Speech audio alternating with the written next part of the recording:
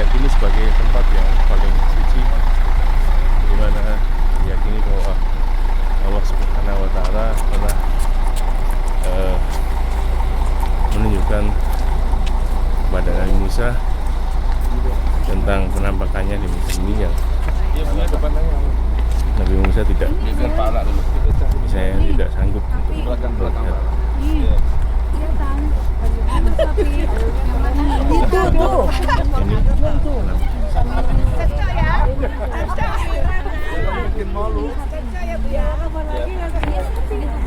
Ini lagi akan ada penjelasan dari dia mengenai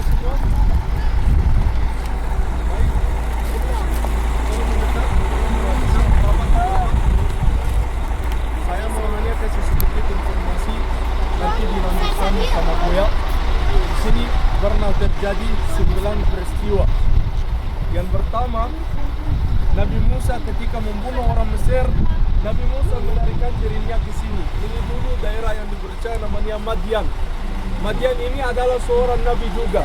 Madian adalah anak Nabi Ibrahim yang ketiga. Dari istrinya yang ketiga juga namanya Ketura. Lalu yang kedua, Allah pernah hadir di muka bumi untuk satu-satunya kali di sini, di kaki Jabal Tur Sinai. Allah berdialog terus juga sama satu-satunya manusia adalah Nabi Musa alaihissalam. Ketiga, Nabi Musa minta melihat Allah Subhanahu wa Ta'ala. Bisa lihat kiri kanan di atas masih ada bekas kebakaran cahaya dari muka Allah Subhanahu wa Ta'ala. Falamma tajalla rabbahu lil jabal ja'alahu dakka'a wa kharra Musa sa'iqa. Di sini terjadi ketika Allah menambahkan dirinya untuk Nabi Musa alaihissalam. Peristiwa keempat, di sini ada tulisan Gardin Manna. Diceritakan dalam surat Al-Baqarah, fazallanna alaihim al-ghamami wa anzalna alaihimul manna was salwa. Di sini Bani Israel menerima makanan yang namanya manna dan salwa. Manna ini rasanya manis seperti madu, dia roti tapi rasanya manis seperti madu. Salwa, kalau pernah dengar ada yang namanya burung puyuh. Pernah dengar? Ini yang namanya salwa. Peristiwa kelima, di belakang kita ada makam Nabi Harun alaihissalam. Di sini ada tulisan makam Nabi Harun. Nabi Harun meninggal dunia di sini umur 123 tahun. Peristiwa keenam, Musa di atas bukit ini namanya Safa. Ketika Musa menerima 10 perintah Allah, Bani Israel tidak mau terima. Musa naik ke atas, bacakan, jangan mencuri, jangan bunuh, jangan berzina. Mereka tidak mau terima. Lalu malaikat angkat ke atas mereka bukit Tur Sinai. Malaikat suruh Bani Israel sujud. Mereka sujud, tapi dalam mereka ada rasa takut bukit jatuh di atas mereka. Mereka lihat ke atas, ya Allah ampunilah kami. Malaikat suruh sujud lagi. Lalu mereka lihat ke atas, ya Allah ampunilah kami. Oleh karena itu jadi ciri khasnya orang Yahudi kalau ibadah di tembok kerataban, mereka goyang kepala mereka begini, ya Allah ampunilah kami, Allah ampunilah kami. Peristiwa ke-6, Musa milih 70 orang dari Bani Israel, Bani Taqwa, Bani Iman, bawa mereka ke atas Jabal Tur Sinai. Ini yang di depan kita, kaki Jabal Tur Sinai, yang diceritakan dalam surat At-Tin wa Tini wa Zaitun wa Turi Sinin. Inilah dia Jabal Tur Sinai. Musa bilang ke Bani Israel, saya ke atas 30 hari. Harun jaga Bani Israel. Tapi Musa terlambat sampai berapa malam? 40. Adalah tepat 10 malam Zulhijjah juga. 10 malam Zulhijjah dilengkapi oleh Allah Subhanahu wa Ta'ala. Lalu ada orang berdiri namanya Samirei. Dia adalah tukang ukir paling hebat. Dia ukir di sini di atas seekor sapi. Ini dia. Ada lubang kecil matanya. Lalu kasih hiasan emas yang dicuri dari orang Mesir. Lalu dibuatkan 2 lubang. Satu dari pantat, satu dari mulut. Ini kalau masuk dari pantat, keluar dari mulut, bikin suara yang kencang. Bani Israel bilang, haleluya, haleluya. Inilah Tuhan kami bicara. Ini dia, udah kelihatan di depan kita. Ya, lubang kecil matanya, kakinya ada, semuanya ada. Lalu Allah bilang ke Musa, cepat turun karena Bani Israel bikin dewa palsu. Musa turun karena dalam keadaan emosi, melemparkan 2 ruk batu, mulai mukul semua Bani Israel, mulai dengan kakaknya Harun tarik dari jembutnya. Kenapa kamu bikin dewa berhala? Harun jawab, saya orang lemah dan seperti kamu orang kuat. Lalu peristiwa ke-7 atau ke-8 ini adalah tempat paling aman pada akhir zaman ketika keluar Yajuj dan Majuj. Nanti sesudah gue selesai penjelasan, baiknya kita doa bersama dulu, lalu kita doa sendiri. Karena tempat ini tempat paling suci, tempat paling mulia, bukan Yerusalem, bukan Makkah Madinah. Makkah Madinah tanah haram. Karena Allah ketika turun dan hadir di muka bumi di sini. Nanti ketika doa bersama, nanti doa sendiri-sendiri. Yang punya hajat, yang mau doa, yang punya doa khusus, silahkan. Di sini kita kasih waktu 5 menit untuk doa sendiri-sendiri. Jangan hanya gunakan waktu untuk foto-foto. Doa mustajab insyaAllah di sini. Ya. Bismillahirrahmanirrahim. Semoga tadi bisa mencerna dan memperhatikan baik-baik apa yang disampaikan oleh Pak Ala ya. Tambahan dari Buya, Nabi Harun ini siapa? Dia adalah saudara sepupunya Nabi Musa alaihissalam. Ketika Nabi Musa berbicara dengan Allah, dan media berbicaranya Nabi Musa itu adalah pohon yang sampai hari ini masih hidup. Jaraknya lebih kurang 300 dari sini, 300 meter, tapi kita nggak bisa ke sana sekarang. Sekarang belum bisa, karena dulu transportasi kami masih bisa masuk, sekarang masih dalam perbaikan. Jadi belum rezeki kita ya. Nah, bukit yang disebut dengan Tur Sina itu kan ada dalam Al-Quran. Watin, waturi sinin. Turi Sinin itu adalah Tur Sina. Ya, waturi sin, demi bukit Tur Sina. Hebat tidak ketika Allah bersumpah terhadap satu makhluknya, berarti makhluk itu dahsyat di sisi Allah Subhanahu wa taala. Bukit satu-satunya yang pernah diangkat oleh Allah untuk mengancam Bani Israel yang durhaka itu adalah Tur Sina. Bagaikan dipotong dari bawah lalu diangkat untuk ditimpakan. Wa rafa'na fawqakumut tur. Kami angkatlah di atas kamu Tur. Tur itu adalah bukit itu. Ya, bekas angkatan itu di bawah itu masih ada sekarang Bapak Ibu. Seperti bulan yang dibelah oleh Nabi Muhammad, bekas belah itu masih ada. Ini dahsyat ya, Tursin. Kemudian ketika Allah berfirman, ikhla'na 'alaik fa innaka biwadin muqaddasit tuwa. Angkatlah kedua sendalmu. Angkat sendalmu. Sekarang engkau berada di lembah yang disucikan. Allah sendiri mengatakan lembah ini suci. Allah sendiri mengatakan lembah ini suci. Fa innaka biwadi muqaddasit tuwa. Engkau berada di lembah yang sangat suci. Angkat terompahmu, kau sedang berhadapan dengan saya, kata Allah Subhanahu wa ta'ala. Jadi kembali kepada Nabi Harun. Nabi Harun ini karena Musa diangkat oleh Allah menjadi Nabi, Nabi Musa ngaku dia nggak fasih bicara. Akibat daripada waktu kecil dia sudah melakukan kesalahan yang memang namanya anak kecil disuruh milih emas dengan api, itu dia nyala api. Semua anak kecil pasti semua yang dia didapat masukkan ke mulut, rusak lidahnya di situ. Jadi tak fasih bicara. Sesungguhnya saudaraku Harun lebih fasih daripada saya bicara. Ya Allah, jadikan dia sebagai pendamping saya dalam memikul risalah ini. Maka Allah angkatlah Harun. Nah, inilah dia Harun alaihissalam. Sebagaimana disampaikan tadi, saat Nabi Musa meninggalkan Harun, ternyata Samiri menipu Bani Israel dan dengan kefasihan bicaranya, dia berhasil mengajak Bani Israel untuk menyembah patung yang dibuatnya dari anak sapi. Ya. Nah, Bapak Ibu yang kami muliakan, itu sisa utuhnya dulu. Ini dengan perjalanan waktu tergerus sedikit demi sedikit, utuh banget dulu, dibungkusi dengan emas, ya Bapak Ibu, dan dibuatnya lubang, di mana lubang itu kalau masuk angin dari depan, dari belakang mengeluarkan suara. Baik Bapak Ibu, Harun ketika Nabi Musa keluar dari bahasa kitanya pertapaannya berjumpa dengan Allah Subhanahu wa taala, tiba-tiba Nabi Musa melihat kaumnya sudah sujud dan menyembah patung ini. Dipanggil oleh Nabi Musa, Harun, kau kuberi amanah, jaga kaum ini supaya mereka tetap menyembah Allah. Apa yang kau buat pada kaum ini? Sambil mencengkeram rambut Nabi Harun dan juga jenggotnya. Saking kuatnya cengkeraman Nabi Musa, kayak mau dicabut nyawanya oleh malaikat maut. Sehingga Nabi Harun berkata dalam Al-Quran, wahai saudaraku, lepaskan tanganmu. Jangan engkau hukum aku seperti orang jahil yang melakukan dosa. Jadi Bapak Ibu yang kami muliakan, Masya Allah, akhirnya Musa mau mendengarkan penjelasan Nabi Harun.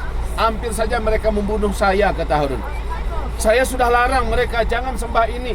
Tapi Samiri berhasil memprovokasi mereka. Jadi Samiri lebih hebat lagi dalam hal berpidato ya, sehingga hampir kaum ini membunuh saya. Disitulah kemarahan Musa sangat besar. Jadi daerah ini terlalu banyak peristiwa ya. Daerah Muqaddasi tua ini terlalu banyak peristiwa. Rugi Bapak Ibu kalau nggak pernah sampai kemari, dan rugi Bapak Ibu tidak mendengarkan penjelasan ini, dan rugi Bapak Ibu tidak pernah kemari serta tidak berdoa di sini. Maka kita jadikan momen ini. Padahal kalau kita lihat dari jalan kemari jauh, mau ngeliat apa sih kan gitu kan? Ternyata ini adalah medan akhir zaman. Disebut medan akhir zaman kenapa? Karena Dajjal laknatullah alaih, dia hanya tidak bisa masuk ke 4 tempat. 1 Mekah, 2 Madinah, 3 Masjidil Aqsa, 4 kemari. Tapi Ya'juj dan Ma'juj bisa masuk Mekah, membantai orang yang nampak sama dia. Ya'juj Ma'juj bisa masuk Madinah, membantai semua orang yang nampak sama dia. Tapi kata Rasulullah, Ya'juj dan Ma'juj tidak bisa mendekati tempat ini. Mana lebih hebat? Tentu, memang iya seperti ini kondisinya, tapi Allah haramkan mereka untuk bisa mendekati tempat ini. Ya'juj dan Ma'juj hanya geram melihat orang-orang beriman Nabi Isa ada di sini, tapi mereka tak bisa menuju ke sana. Dihalangi oleh Allah. Jadi Masya Allah ya, aura keberadaan Allah sebentar dulu, hanya auranya saja terjaga sampai sekarang Bapak Ibu. Nah, begitu banyaknya kejadian besar dalam Al-Quran yang adanya tuh di sini. Demi Allah, kalau seandainya Buya Presiden di sini, ini Buya olah menjadi tempat yang sangat nyaman untuk bisa didatangi oleh siapapun saja. Karena ini 3 agama mensucikan tempat ini, Bapak Ibu. Nah, oleh karena itu, Bapak Ibu yang kami muliakan, beberapa tempat, mudah-mudahan suatu hari kelak, entah berapa tahun, 2 tahun, beberapa tahun setelah ini, tempat ini sudah bisa dijadikan fasilitas yang sangat, karena pemerintah Mesir lagi luar biasa ya, bekerja keras untuk menjadikan tempat ini bisa dikunjungi. Itu hotel yang sedang mereka bangun. Nah, ke depan kita nginapnya di sana lagi, supaya kita bisa naik ke atas bukit. Luar biasa di sana Bapak Ibu, hal-hal mulia yang bisa kita lihat dan kita dapati. Kemudian kita bisa melihat pohon yang dijadikan oleh Allah sebagai sarana dan media Allah berbicara dengan Nabi Musa. Masih ada? Masih. Iya, masih ada, masih hidup, Masya Allah ya.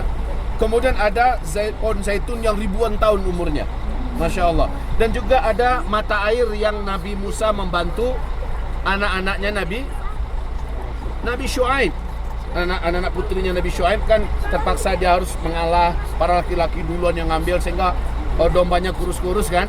Kenapa kamu, kata Nabi Musa, kami karena wanita dan kami tidak punya saudara laki-laki, ayah kami sudah tua, jadi kami nunggu antrian.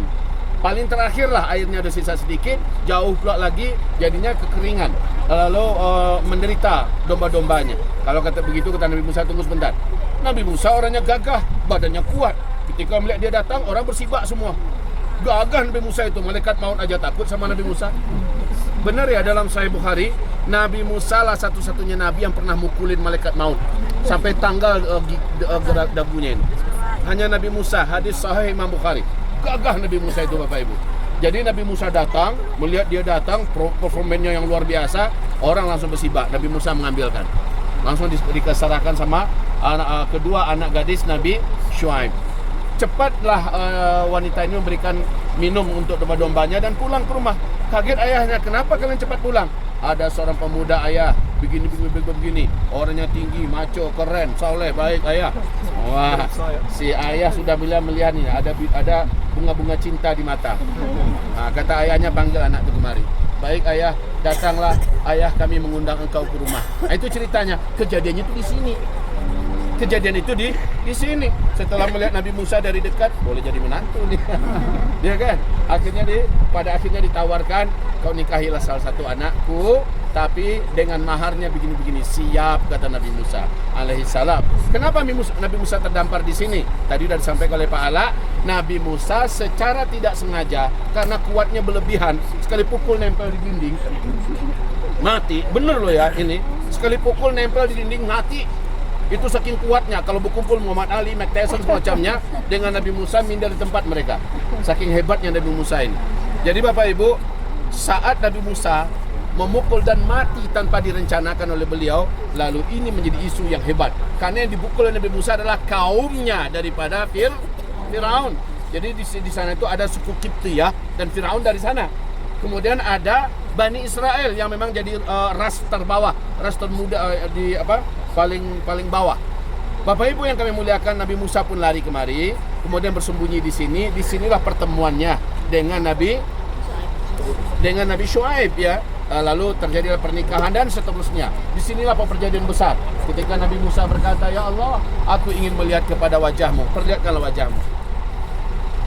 Lalu apa kata Allah? "Lan tarani." Sekali-kali engkau tidak akan pernah bisa dan sanggup melihat aku. Melihat matahari saja mata kita yang ada ini tak sanggup. Matahari itu baru makhluk Allah. Kata Rasulullah, seandainya batas antara alam semesta ini dengan zat Allah yang mengeluarkan cahaya, batas ini diangkat sebesar ini saja. Sebesar ini saja dibolongin, cahaya nur Allah ini menembus, hangus seluruh alam semesta yang ada.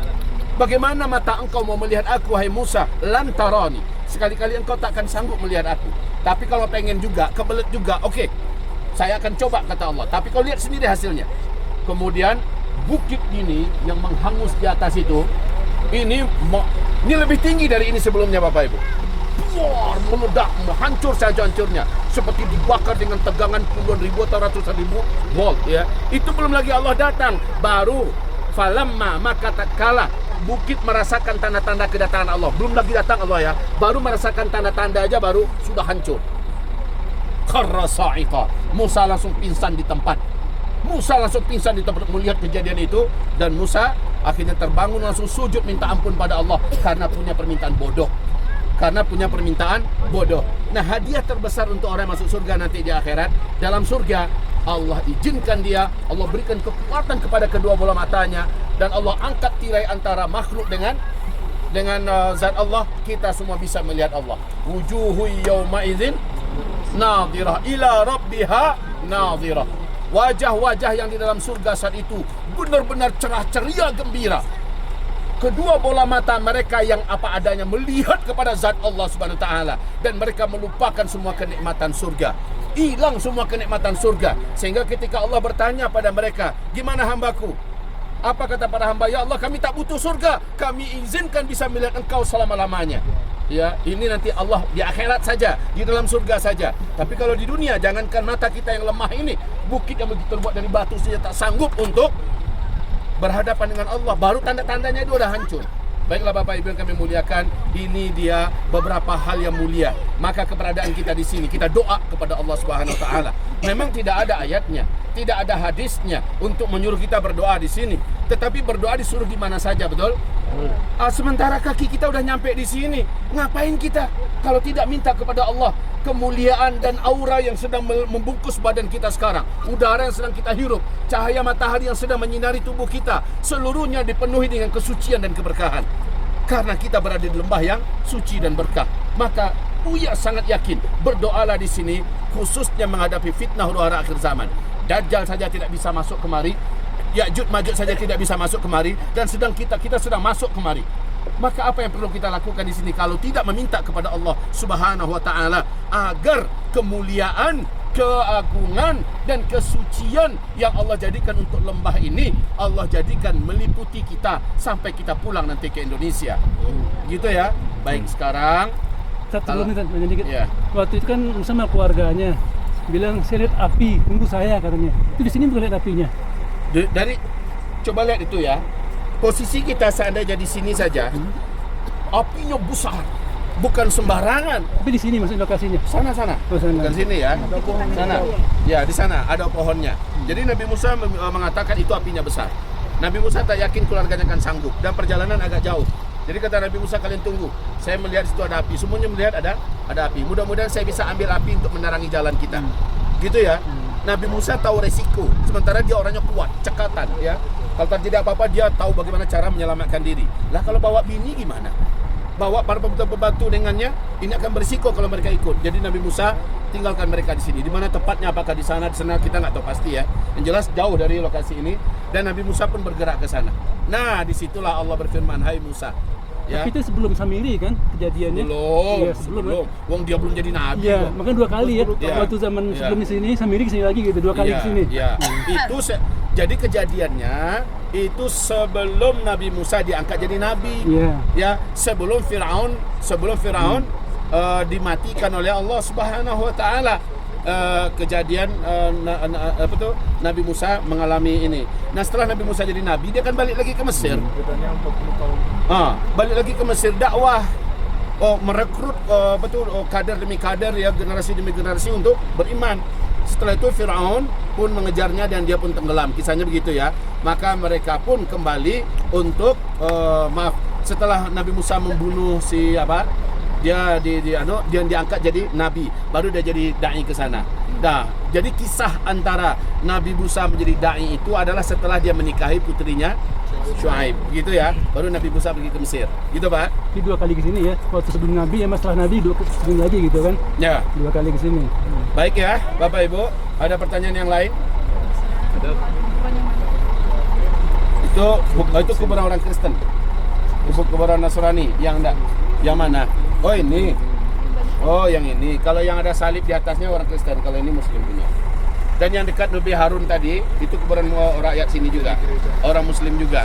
Nah, yang tidak ada salibnya itu jelas penduduk sini yang ingin dikuburkan di dekat makom Nabi Harun, ya. Sementara yang ada salibnya di dalam itu langsung jadi kuburannya mereka. Oke? Ya. Nah, hubungannya Mas Dian, makom Nabi Syed yang kemarin dari Jordan sampai kita sudah sampai itu makomnya ya. Makom.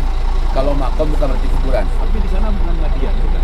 Kata makam itu artinya bisa jadi Petilasan pernah aja. tinggal di sini, ada pakaiannya, ada belum tentu ada jenazahnya.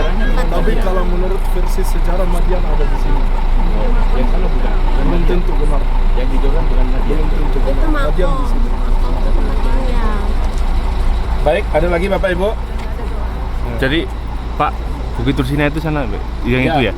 Itu yang Yang nampak tuh. yang ada bukitnya, ada bangunan itu ya? Rumah itu karena naiknya 2.288 meter. Ini baru kakinya. Kita kalau mendaki dulu kita mungkin naik unta. Naik turun 7 jam. Bukit Tursina Makanya harus nginap di sini. tinggi, Dari kaki, naik turun dari 7 kaki jam. bukit sampai lehernya 1,5 jam. Lalu naik anak tangga 750 anak tangga yang dari alam. Ya, betul. Kita Itu berdoa baru dulu. kakinya itu. Yang di tengah sih Bu ya. Ya. Itu baru ibarat badan, itu baru tumitnya. Nanti Dia foto-foto. tinggi Bapak Ibu, tinggi lagi. Kita berdoa Tinggi dulu, di belakang baru sana. foto-foto, berdoa dulu, mendekat. Ayo kita dulu, berdoa guys. sekarang. Assalamualaikum.